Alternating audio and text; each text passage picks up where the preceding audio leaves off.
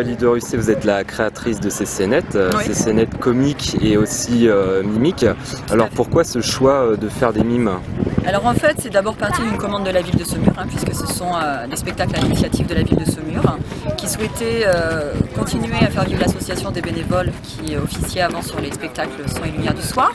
Donc ils m'ont contacté avec un cahier des charges, voulant remettre sur le site en journée et non le soir des spectacles et animations tous les jours, tout public, pour toute la famille, et bien sûr compréhensible du tout public, sachant que si on met du texte français, on aura toute une partie des visiteurs étrangers qui ne comprendront pas tout simplement ce qui sera joué.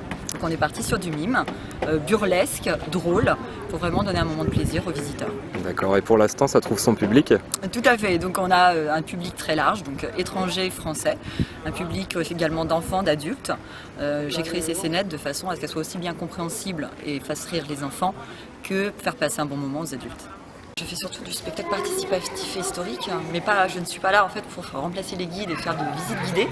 Donc en fait, c'est faire revivre le château. C'est-à-dire il y a un château qui a une certaine histoire, qui reste son histoire, et moi je veux que le public en arrivant soit directement en immersion dans le château réhabité et vivant. Donc avec tous ses protagonistes, comme à l'époque.